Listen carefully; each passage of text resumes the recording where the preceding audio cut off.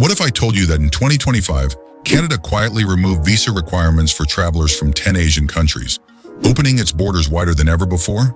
It's not just about tourism.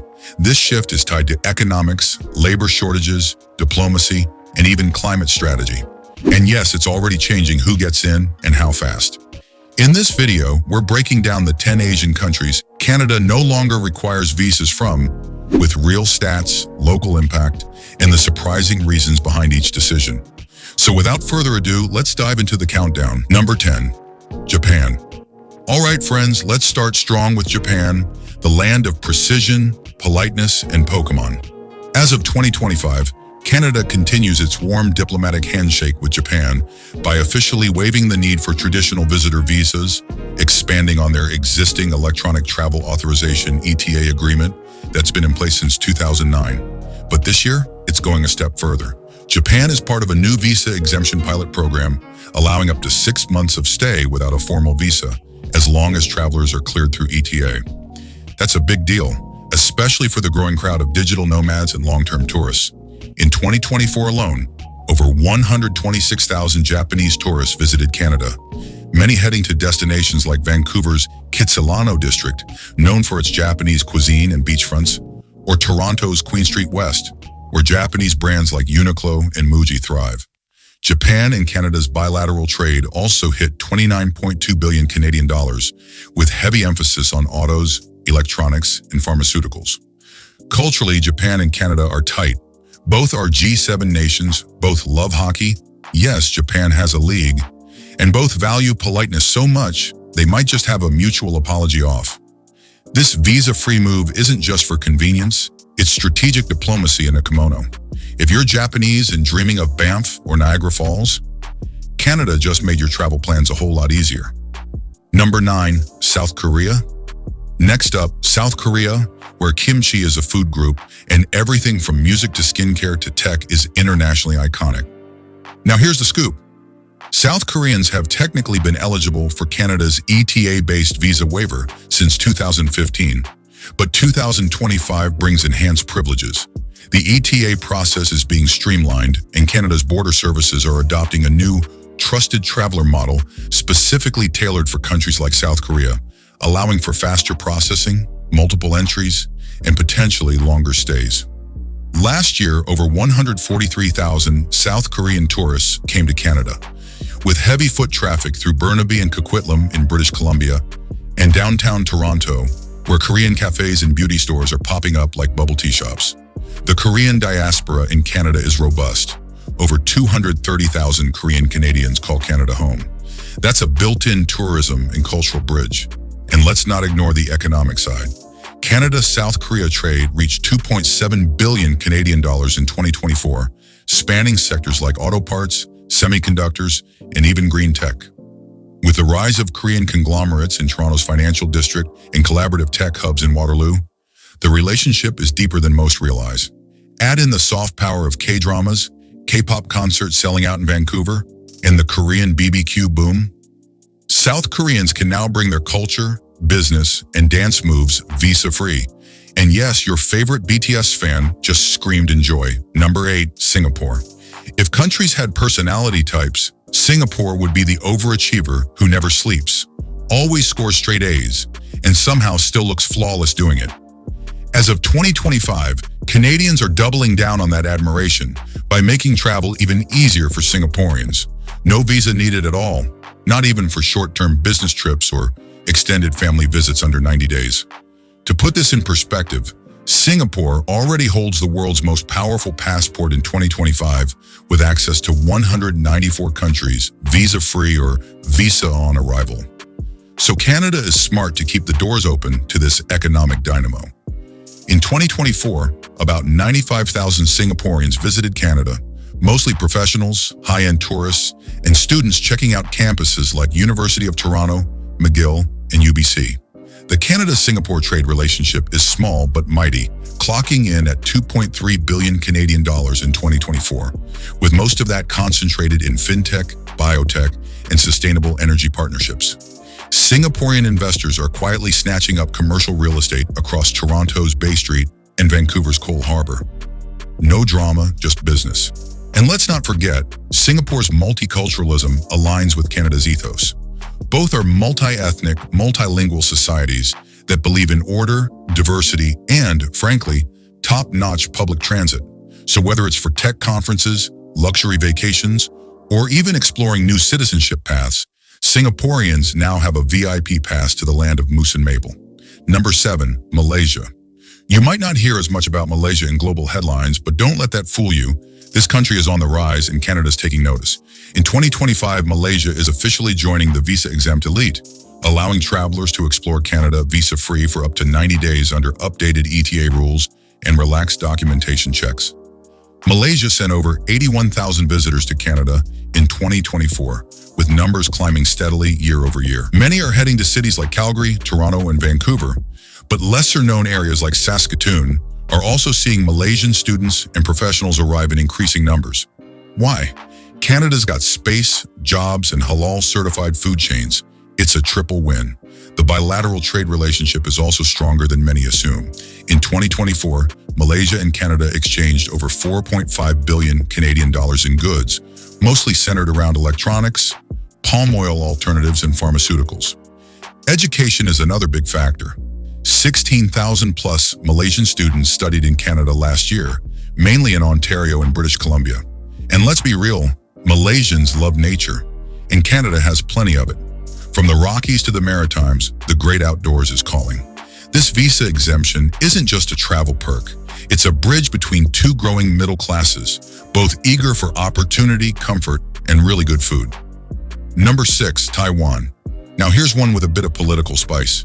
Taiwan, the island that China calls its own, but which Canada treats like a distinct entity, is deepening its friendship with the Great White North. And in 2025, Canada is fully supporting Taiwan's visa-free travel privileges, expanding the previous ETA arrangement and now permitting longer visits, multiple entries, and easier re-entry options for Taiwanese nationals. Canada welcomed over 112,000 Taiwanese visitors in 2024, and numbers are projected to grow 15% in 2025. Why? Because the cultural and business ties are quietly booming. Taiwanese-Canadian trade hit 8.6 billion Canadian dollars in 2024, with exports like semiconductors, medical tech, and, you guessed it, bubble tea-related logistics. Vancouver's Kerrisdale and Toronto's Markham are loaded with Taiwanese cafes, dessert bars, and tech offices. This visa-free policy also serves a diplomatic dual purpose. Canada gets to strengthen economic ties without officially taking a hard stance on cross-strait relations. It's like saying, we're not picking sides, but here's a welcome mat. Taiwan is also home to some of Asia's top universities, tech companies, and rising entrepreneurs. Exactly the kind of people Canada wants to attract for long-term investment and maybe even immigration. So if you're Taiwanese and dreaming of snowy hikes in Whistler or sipping coffee in Montreal, Canada just opened the gate. Number 5, Thailand. All right, friends, number 5 brings us to the land of temples, tuk-tuks, and truly unbeatable street food, Thailand. In 2025, Canada has made a big move. Thai citizens can now enter the country visa-free for tourism and short-term visits of up to 90 days, building on the success of the earlier ETA system. But this isn't just about travel. It's about deepening a bond that's been quietly growing behind the scenes. Over 70,000 Thai tourists visited Canada in 2024, and that number is expected to spike by 22% in 2025. Cities like Toronto's East Chinatown and Calgary's International Avenue are already seeing a rise in Thai-owned businesses, from authentic pad Thai stalls to traditional wellness spas. Fun fact? The number of Thai restaurants in Canada has grown by 43% in the last 5 years, with Vancouver leading the charge. Trade is also heating up. In 2024, bilateral trade hit 6.1 billion Canadian dollars, mostly in machinery, rubber, seafood, and electronics. And with Canada expanding its Indo-Pacific strategy, Thailand plays a critical middle power role. Both countries are also partners in the Comprehensive and Progressive Agreement for Trans-Pacific Partnership, CPTP, a nerdy but important free trade deal. Oh, and let's not forget students. Over 9,000 Thai students studied in Canadian institutions last year, drawn by programs in hospitality, tech, and engineering. This visa exemption is Canada's way of saying, hey Thailand, we see you, we like you, come on over. Just don't be surprised if you have to explain why you keep chili flakes in your purse. Number 4, Indonesia. Number 4 is Indonesia. And folks, this one is big, literally. With over 277 million people, Indonesia is the world's 4th most populous nation. And in 2025, Canada is betting on this sleeping giant by granting full visa-free travel for up to 90 days, no strings attached for tourism, business, or academic exploration. Why now? For starters, Canada wants in on Indonesia's booming middle class, which is expected to reach 170 million by 2030. In 2024, nearly 54,000 Indonesians visited Canada, a modest number, but one that's growing fast thanks to educational links and family connections in cities like Ottawa, Winnipeg, and increasingly Halifax. And then there's trade. Canada-Indonesia bilateral trade topped 4.9 billion Canadian dollars in 2024. Major sectors? Palm oil alternatives, energy, agricultural tech, and, no surprise, education services. Canadian universities like UBC and McGill are actively recruiting Indonesian scholars and are even exploring joint degrees with institutions in Jakarta and Bandung. Culturally, Indonesia's diversity resonates with Canada. We're talking over 700 languages, 6 major religions, and one of the world's largest Muslim populations. Yet somehow everyone gets along better than your average Facebook thread. With shared values in pluralism and peacekeeping, this visa exemption isn't just administrative, it's symbolic. And let's face it, if you can survive Jakarta's traffic, navigating Pearson Airport's luggage claim is a walk in the park. Number 3, Vietnam. Coming in hot at number 3, Vietnam, a rising economic powerhouse with street food that can humble Michelin chefs and a work ethic that makes your 9 to 5 look like a nap. In 2025, Canada is officially waiving short-term visa requirements for Vietnamese nationals for stays up to 90 days, significantly expanding the old ETA pathway. Now let's talk numbers. In 2024, over 109,000 Vietnamese travelers made their way to Canada, many of them visiting relatives, checking out schools, or exploring the possibility of permanent immigration. Neighborhoods like Toronto's Jane and Finch, Vancouver's Kingsway, and Montreal's Côte de Neige are Vietnamese strongholds, places where PHO broth is practically a public service. Canada and Vietnam have a long and evolving relationship. Vietnam is Canada's largest trading partner in ASEAN, with trade topping 11.2 billion Canadian dollars in 2024. We're talking about seafood, textiles, electronics, and increasingly clean energy partnerships. Canada even launched a new Canada-Vietnam Climate Innovation Fund in early 2025. Education is another game changer. Over 21,000 Vietnamese students are currently enrolled in Canadian colleges and universities, making them the 5th largest group of foreign students here. And guess what? The demand is growing. Many are applying not just for degrees, but long-term opportunities like PR through Canada's Express Entry system. Number 2, India. All right, buckle up. Number 2 is India, and this one is complex, controversial, and totally necessary to break down. In 2025, despite political hiccups and diplomatic tiffs, remember the 2023 row over foreign interference allegations? Canada is still moving forward with a targeted visa-free entry program for Indian nationals, focusing on tech professionals, students, and family visitors under a new smart e-visa pilot. This means many Indian travelers, especially those who've previously held Canadian visas, can now return without reapplying. And with India being the largest source of new immigrants to Canada, over 139,000 newcomers in 2024, or 27% of the total intake. This was a logical step. Indian tourists numbered over 230,000 last year, with key destinations including Brampton, Surrey, and Abbotsford, aka Mini India. Trade? Oh, it's booming. Canada-India two-way trade reached 13.4 billion Canadian dollars in 2024. Sectors include pharmaceuticals, agritech, software services, and, you guessed it, education. Indian students make up 41% of international students in Canada, numbering more than 340,000 in 2024 alone. Despite political tensions, people-to-people connections remain unshaken. Families, festivals, food, and financial investment tie the two nations together in ways that official policies can't fully undo.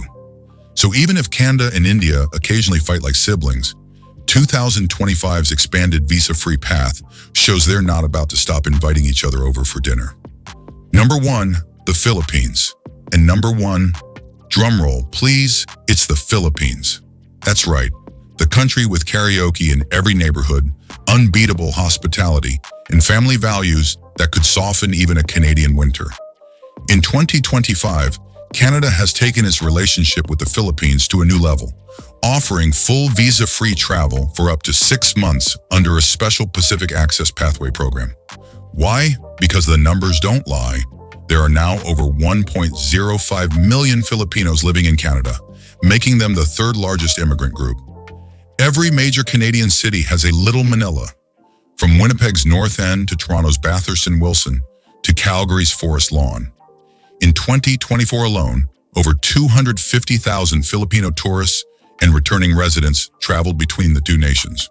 Canada relies on Filipino workers across the healthcare, hospitality, and elder care sectors. According to official stats, over 35% of personal support workers in Ontario are of Filipino descent. And with chronic labor shortages continuing, Canada is sending a clear message. We need you, and we trust you.